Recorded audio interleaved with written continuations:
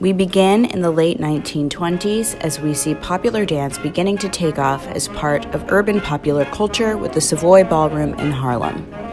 This space was created for African Americans and opened in 1928, during the economic crisis leading into the Great Depression and with segregation being a strong and oppressive force in the lives of urban African Americans. The creators of the ballroom wanted to create a space in which dancers and lovers of music could congregate to express themselves and harbor a safe place for blacks, as many venues were closed off or had limited access for people of color. The Savoy Ballroom had no separate entrances and is known within the dance, music, and performance communities to be one of the first integrated clubs and social venues of its time. This is where we would see the Lindy Hop created and transformed.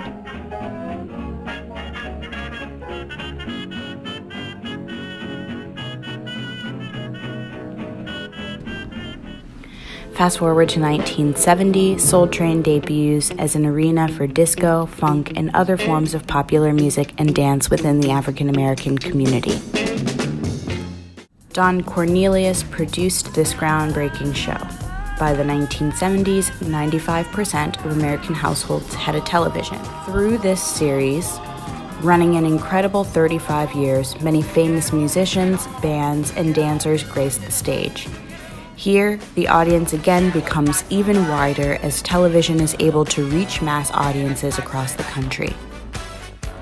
Cornelius used this show to provide a platform to share the genius of African American artists and musicians with the country, and to give this community access to various dances and styles of music that may have been previously unattainable.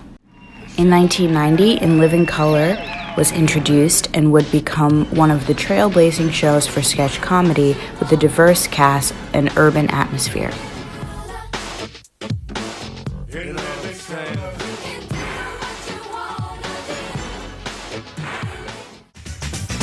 And hip-hop was huge in New York, and it was huge in the music, but it wasn't huge in the mainstream. Rosie, a native New Yorker, taught the Fly Girls social, vernacular, and street dances associated with hip-hop culture and thus introduced this movement to the mainstream.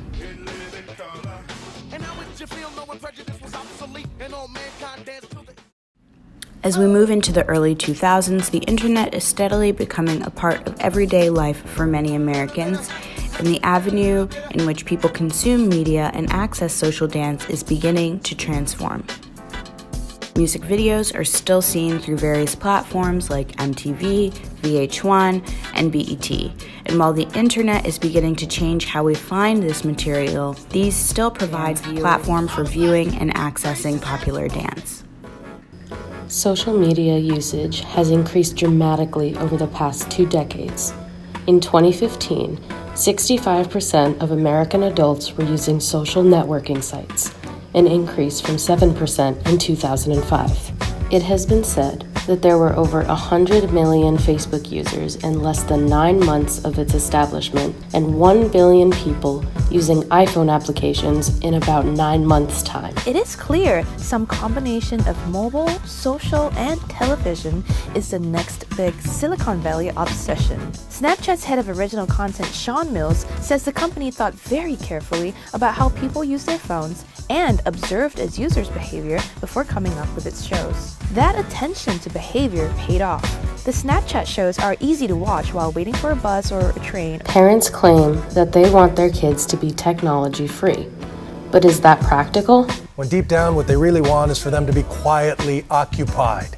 For centuries, that was achieved through rocks and sticks and imagination. Then came comic books and TV, and now we have the iPad and the smartphone. Social media does not only impact adults and teenagers, but it is a dominant force in children's lives as well.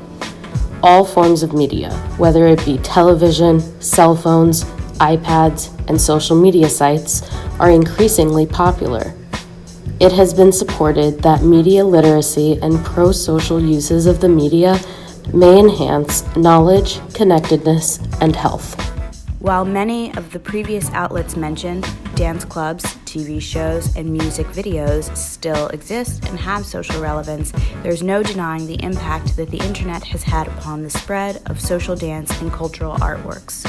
Let's take a look at what some students at American University studying dance have to say.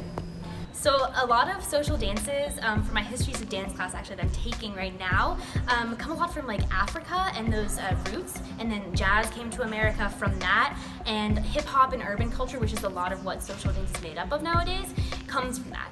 There's this guy named Josh Gladkey, and he's very present on social media and in the dance world as well. I think that he's a huge influencer in social dances. So a lot of the social dances, from my understanding, have been taken from a lot of African dance moves or African American dance moves. So if you're thinking about, let's say, tap came from dancing in Africa, and then it got translated over here to America. So they made shoes that have taps on it, and then it got broadened and got really big, and everybody started getting into that. And then we think about now, it's kind of the same thing where people of color are making these dances and they go viral, and then now everybody's doing it. Everybody's shooting now and everybody's flossing now. But the originators of these dances are people of color, but sometimes people don't want to talk about that. We just kind of ignore that, but yeah, that's what I know. Where I'm from, all the social dances are made by this one DJ. DJ Littleman, and basically what happens is DJ Littleman has a crew, and they release a video, let's say, they release a video, and everyone looks at the video, and then you have to go to the party, the party's maybe 2 days later, and you better have the dance that was in the video that his crew was doing ready, or they'll kick you out. So I learned all of my social dances from DJ Littleman's dance crew, and I watched them on YouTube, and then when I'd go to the parties, he would be there DJing and his dance crew was there. So I get to watch them, but also do it myself, and it was a lot of fun. So most social dance that I know about is from online, usually in music videos or just things that I'm scrolling through on Facebook. I feel a lot of them are connected to popular songs like the WAP and the Wobble and stuff like that, so that's where I get them. I probably learned my social dances from social media. Even though Vine doesn't exist anymore, that was a super popular place where a bunch of these social dances came through, and they just were invented over on the internet. But what happens when you take something out of the hands of its original creator and share it with the world? For hip-hop, this is a double-edged sword. Social media has skyrocketed artists' careers without the need for large corporation backing. It levels the playing field for those who are disenfranchised without connections in the music industry. Social media helps specifically Black artists become mainstream and stay relevant. But when Black social dance goes mainstream, we see a change in the dance. We see commodification. White mainstream culture knows these dances but not the history and the direct relationship to Africa. Replication by mainstream culture places the Black dances in the hands of white industries. Soul Train was unique because the producer was Black, thus the form is still run by its creator. However, the widespread accessibility of these social dances has been made possible through social media, but those in control of social media are white. Thus, African American people who own the form are marginalized by their own form. For example, choreographer and internet sensation 2 Milli, creator of the Milli Rock, is suing popular video game Fortnite. Fortnite originally was seen as a game for the people because it is free to anyone with a digital device. However, Fortnite charges its players for special costumes and unlocking dances, one of those dances being the Milli Rock. We see children replicating the Milli Rock all over the internet, and credit is unknowingly given to Fortnite with no historical context. The Milli Rock is no longer in the hands of 2 Milli. And the commodification of Black social dance is not recent. Black dance has historically been seen as inappropriate because of its use of full-body movement, also known as polycentrism, the idea that movement can initiate from any part of the body. Polycentrism is a key aspect of African dance because full-body movement was a mode of calling upon ancestors. Polycentrism can be seen in swing, full-body, lively movement. Although swing was created by African Americans, it was taken over, popularized, and watered down by white Hollywood. Swing no longer belonged to African Americans and was sold to the public. And And yet another layer to Black social dance is respectability politics.